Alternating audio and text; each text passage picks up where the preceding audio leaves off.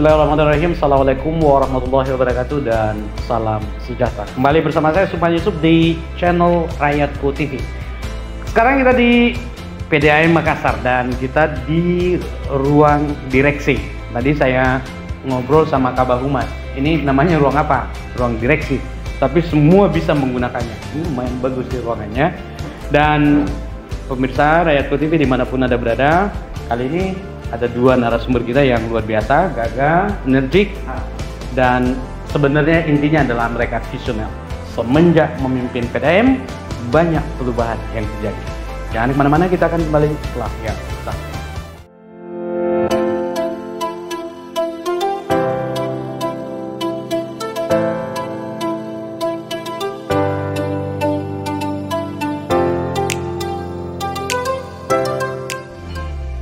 Pemirsa Rakyatku TV, luar biasa karena dua narasumber kita akan menggali perkembangan itu baru, termasuk mungkin apa pencapaian di 2022 dan what the next di 2023. Tapi saya langsung sapa narasumber kita, beliau adalah dirutnya. Tapi sebelumnya mungkin perlu juga saya perkenalkan supaya ada pepatah itu, kalau tidak kenal maka tak sayang. Oke, saya perkenalkan. Nama lengkap Beni Iskandar, sarjana hukum, akrab disapa Om Ben. Ini rekan saya dulu waktu masih pengacara, saya jurnalis. Kemudian jabatan adalah direktur utama, tanggal lahir 20 Juli 1967. Awet muda bro. Kemudian Makassar, Muslim, dan saya menikah ya. Kemudian moto hidup, alirkan pengabdian. Alirkan itu biasanya cenderung dengan air dan sesuai dengan moto beliau. Organisasi Perhimpunan Advokat Indonesia dan Indonesian Advocate Association ya. Amin. Apa kabar bro? Alhamdulillah Sehat. baik. Sehat.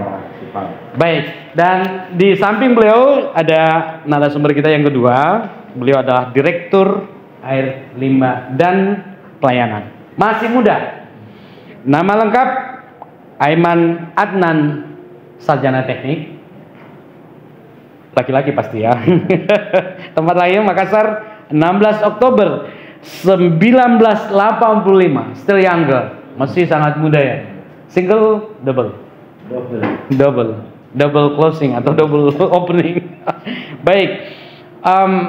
Beliau ini direksi baru dan langsung klop dengan dirutnya. Ada beberapa direksi baru memang di PDAM dan energi baru. Kita akan tanya kedua narasumber kita yang luar biasa setelah yang satu ini.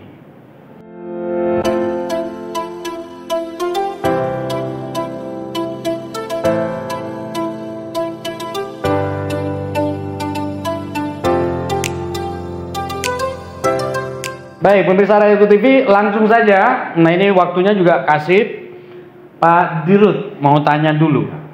Singkat sebenarnya, tapi mungkin ulasannya agak-agak pencapaian 2022 bos. Ya. Tapi please. Terima kasih Pak Supman. Jadi 2022 ini pencapaian perundaan Kota Makassar, atau sering disebut PDAM Makassar.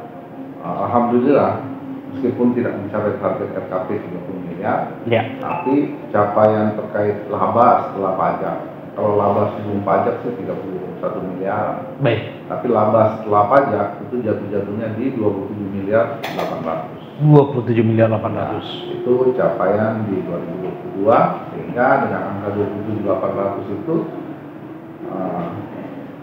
capaian yang paling prestisius, bahwa di tahun ini kita bisa melunasi semua hutang atau defisit perusahaan yang usahanya di angka 5,9 miliar. Luar biasa, luar biasa.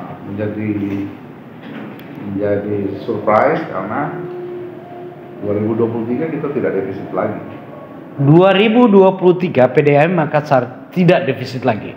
Ini dalam sejarahnya ini kan selalu defisit, jujur saja. Ya, dan banyaklah dogma-dogma yang dulu yang terjadi, dan itu dikelirkan oleh direksi yang baru dengan tim yang solid. Pak, ini 27,5 atau 0,8 ini termasuk yang tertinggi dalam sejarah atau gimana? Kalau kita membandingkan laba.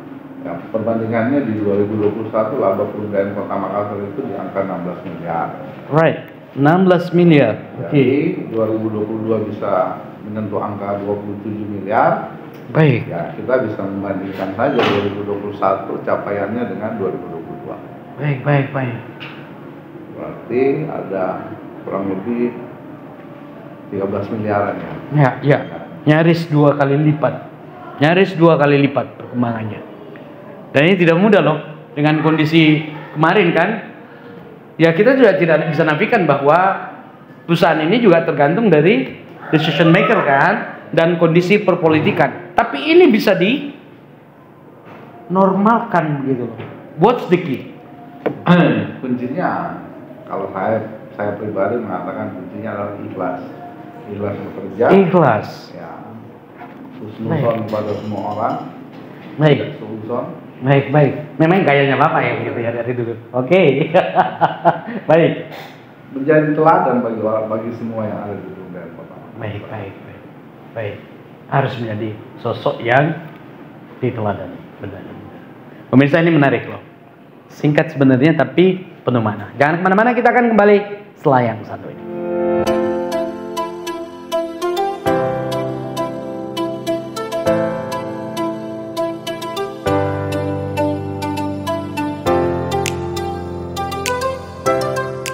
Pemirsa Rayaku TV, menarik yang disampaikan Pak Dirut tadi, tetapi ada direksi yang baru nih. Pak Iman, Bos, mau tanya nih, ini kan perusahaan 100.000 ya, 167.000 pelanggan. Nah, kira-kira ada yang baru yang mungkin bisa dilakukan ya belum? Tadi. Jadi kami di direksi baru, di direksi pengolahan air limbah, yaitu fokus kerjanya bagaimana mengelola air limbah di Kota Makassar. Nah, Makassar ini kan sebagai kota besar pasti sebagai apalagi yang punya visi ke depan untuk menjadi salah satu kota besar di dunia, tentu perlu mengurus limbahnya secara serius. Nah, inilah yang kami dapat amanah dari wali kota untuk betul-betul memfokusi itu semua. Nah, beberapa bulan terakhir sejak awal dibentuk kami tentu fokus dalam, karena ini baru, maka fokus kami bagaimana menyiapkan SDM yang ada. SDM yang sebelumnya hanya fokus mengurusi air bersih, tiba-tiba disuruh mengurus limbah. Nah, tentu pekerjaan rumah yang harus betul-betul kami siapkan. Nah, syukur beberapa bulan ini kami betul-betul fokus di pengayaan wawasan, sehingga SDM kita sampai saat ini kita latih luar biasa berdasarkan petunjuk arahan dari Pak Dirut juga untuk terus melakukan komunikasi baik internal maupun eksternal untuk betul-betul dalam rangka menyiapkan. Nah, ini kan lagi disiapkan di Palosari. Nah, mungkin beberapa bulan ke depan sudah diserahkan ke pemerintah kota. Nah, Pak Wali sendiri sebagai KPM, sebagai wali kota juga sudah menyetujui bahkan bahwa akan menyerahkan di Palosari untuk dikelola oleh PDM. Formulasinya sementara kita siapkan bagaimana supaya dengan hadirnya pengolahan air limbah di PDM tidak membuat pendapatan di air bersih terganggu. Tradisinya kan biasanya PDAM kalau kelola air limbah yang semula sehat tiba-tiba sakit. Perintah Pak Dirut jelas, jangan sampai mengganggu pendapatan di air bersih. Nah, ini tentu menjadi perintah. Tapi mau tidak mau harus dilakukan. Formulasinya sementara kita siapkan. Jadi sudah kami susun beberapa formulasi yang paling tepat, sehingga sepertinya kami sampai saat ini kami optimis. Tidak hanya membuat pendapatan di air bersih terganggu, tapi justru menghasilkan. Nah, kami sangat percaya diri bisa memberikan masukan. Bisa memberi masukan yang tidak sedikit lah, lumayan lah. Baik. This is something new. Ini yang baru kan? Ini hal-hal yang baru. So mungkin ada handicap, ada tantangan yang dihadapi atau? Ya, tantangannya karena ini masih baru, jadi kami di awal ini fokus pada regulasi. Baik. Ya benar. Ini juga arahan sebagai standarisasi untuk langkah ya benar. Jadi benar. sesuai juga hasil rapat koordinasi dengan KPM kemarin, kita diperintah bagaimana memperkuat pertahanan hukum. Baik. Nah, makanya Pak Dirut betul-betul. Ya orang hukum ya Pak Dirut menjadi harus ada. Kita punya Pak Dirut orang hukum, kita disupport. Nggak karonjo-ronjo melanggar. Ya, sehingga semua langkah yang kami ambil harus punya landasan hukum. Baik. harus punya regulasi yang jelas. Nah, tentu itu karena ini baru, jadi betul-betul sangat membantu. Nah, hampir semua semua regulasi, semua aturan telah kami siapkan untuk mengelola air limbah, dan kami optimis betul untuk pengelolaan air limbah. Kami sudah janji Pak Dirut, insya Allah jumlah pelanggannya lebih banyak dari pelanggan air minum. Nah, karena di Kota Makassar ini mungkin tidak semua, itulah kami berharap regulasi yang kuat. Kami berharap ada regulasi yang kandang pasta cerita, yang main kayu, karena ini bahaya lingkungan. Kalau bicaranya soal lingkungan. Ya, jadi mungkin setiap orang bolehlah tidak berlangganan PDAM, mungkin tidak semua berlangganan, tapi hampir semua penduduk Kota Makassar punya limbah. Nah, itulah itu benar. Bahasa kasarnya kami yakin betul, kami hakul yakin betul pelanggan air limbah bisa lebih besar dari pelanggan air minum. Jadi jumlah pelanggan PDAM saja yang hampir 200.000, kalau jadi pelanggan ini akan kami uji coba, jadi tahap awal pelanggan PDAM lah yang untuk pelanggan air limbah. Tahap awal, tahap keduanya ya pasti lebih. Jadi kami sih di bawah arahan Pak Dirut, insya Allah optimis bisa kelola ini dengan baik. Luar biasa, karena muda memang jago. Pemirsa jangan kemana-mana, kita akan kembali setelah yang satu ini.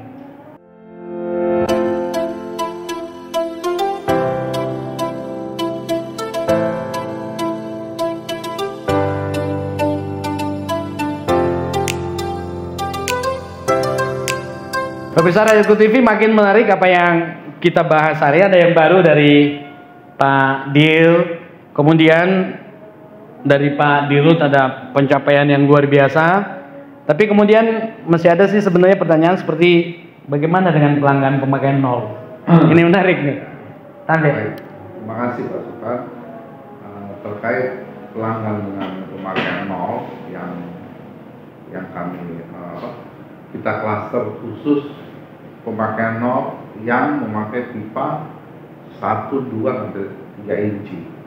Artinya ada 54 tempat komersil berbadan hukum yang memakai pipa 2 inci dengan pemakaian nol. Dugaan kami, meskipun ada pendapatan abonemen dari pemakaian, kan kalau pipa 2 inci, 1 inci ke atas itu memang ada abonemennya. Variasi abonemen itu ada yang 200 sampai 500. Tapi dengan nol pemakaian tentu kita akan evaluasi kembali nol pemakaian, karena dugaan kami kalau dia tidak memakai air PDAM tentu mereka memakai air tanah.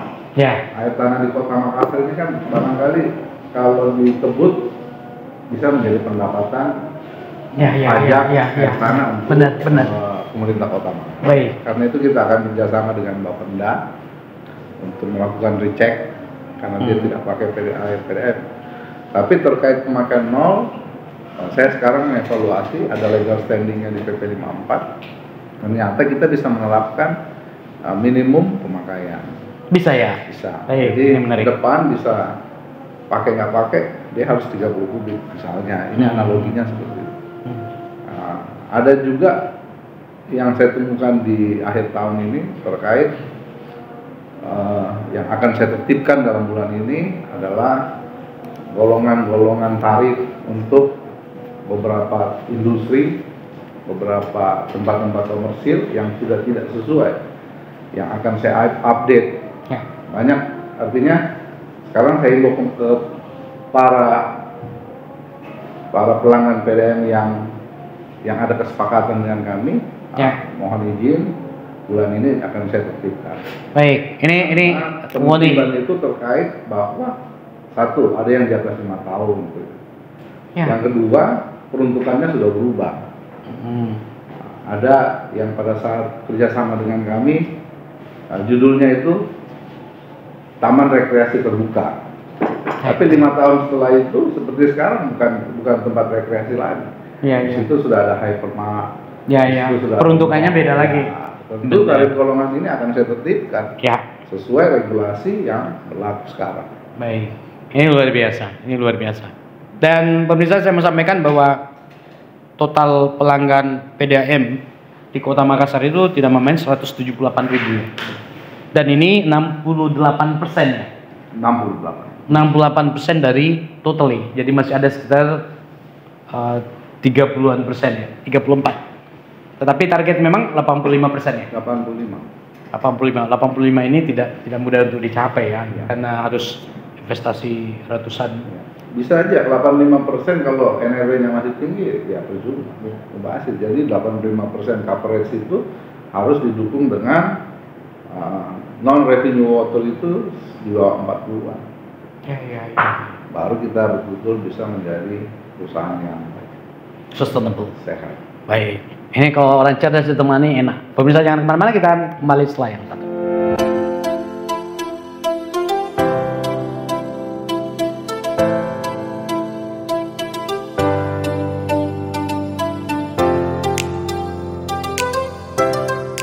Pemirsa Rakyat TV dimanapun Anda berada, dua direktur dan direktur limbah air kemudian pelayanan di depan kita, dan ada informasi terbaru yang kita dapat. Perlu diketahui bahwa PDAM ini adalah milik pemerintah, bukan perusahaan swasta. Jadi antara profit oriented dengan social benefitnya ini harus equal. Nah, kemarin ada denda 35.000. Kita tanya Pak Dirut dulu nih, bisakah dikurang-kurangi itu 30.000, 35.000 Pak Dirut? Kalau misalkan lu pergi bayar ini, nanti.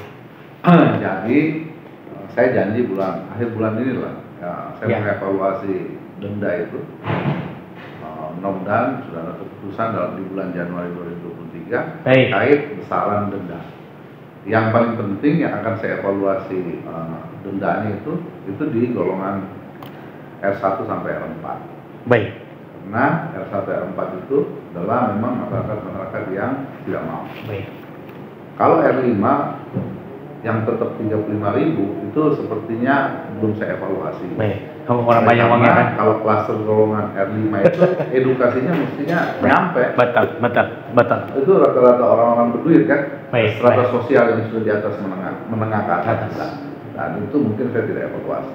Baik. Tapi di bawah R5, R4 sampai R1 itu yang saya akan evaluasi. Mungkin di angka 10.000-an. Baik. Pemirsa, ini juga penting diketahui bahwa sebenarnya denda itu tidak untuk menyusahkan. Awalnya tujuannya, ya Pak Dirut ya, untuk memberikan edukasi. Bayar kok cepat ini kan ada karyawan juga mau digaji, kira-kira begitu ya. Tapi begitu baiknya ini PDAM Makassar masih mau dievaluasi nih barang-barang. Untuk R1 sampai R4 katanya bisa dievaluasi, tapi kalau R5 ya jahit duitnya, banyak uangnya, mungkin tetap diberlakukan supaya nilai edukasinya tetap ada. Kira-kira begitu ya. Dan berlaku di Januari ini, kira-kira. Di akhir Januari sudah kita sosialisasikan.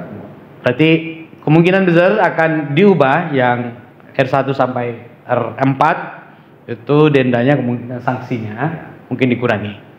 Dan ini menarik. Jangan kemana-mana, kita akan kembali setelah yang satu ini.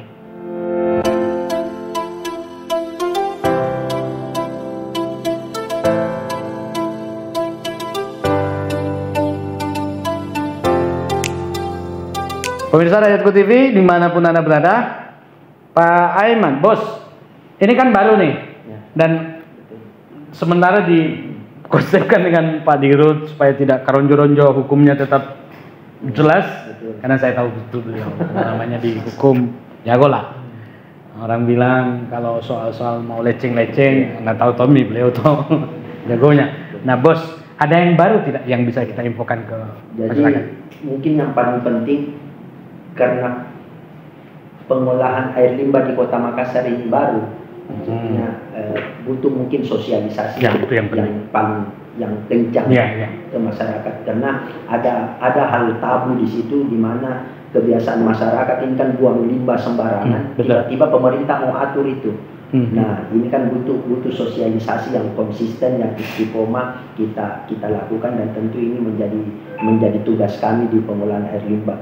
Jadi tidak hanya berbicara bagaimana mengelola air limbah, tapi mensosialisasi. Tahap awal ini fokus kami setelah menyiapkan SDM-nya siap, infrastrukturnya siap, tentu kami akan fokus untuk mensosialisasikan itu, sehingga persoalan limbah ini bukan hanya menjadi tugas PDAM tapi tugas bersama. Jadi kesadaran itu yang ingin kami bangun. Dan itu lebih kuat. Bahwa untuk menjaga kota ini ya bukan cuma tugas pemerintah, bukan hanya tugas pemerintah kota, tapi tugas kita bersama. Maka mungkin itu yang kami sementara susun konsepnya, bagaimana kemasan sosialisasinya.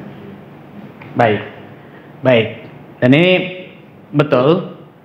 Sekuat apapun PDAM timnya, tanpa kesadaran masyarakat itu juga agak susah. Nah, penting juga masyarakat ketahui bahwa ada program seperti ini, dan itu untuk kebaikan bersama kan, karena ini terkait dengan lingkungan. Pemirsa jangan kemana-mana, kita akan kembali setelah yang satu ini.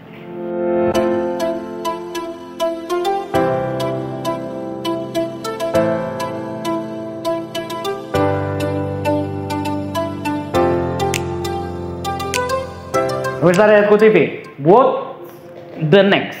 2003 ini kan, ini kita baru masuk awal-awal tahunnya. Dan saya pikir PDAM-nya harus lari kencang pasti, dengan tenaga baru, direksi barunya, dan saya pikir mungkin tim yang paling kompak ya, teamwork yang anak mudanya ada, penasehatnya ada, bos 2023 apa yang mendasar yang harus kita lakukan? Proyeksi 2023 tentu yang paling penting penambahan coverage, meningkatkan coverage kita yang hari ini di 68, ya, paling tidak dia naik lah. Kemudian penurunan NRW, target lama tetap kita kejar. Kebetulan target di RKP yang 2023 ini ya, agak lebih tinggi lah ya. Kemudian ya penambahan instalasi, kita berharap sudah ada penambahan investasi di instalasi di timur kota yang kapasitas 2x200 dan di Barombong itu bisa terwujud di 2023. Itu proyeksi. Kemudian kita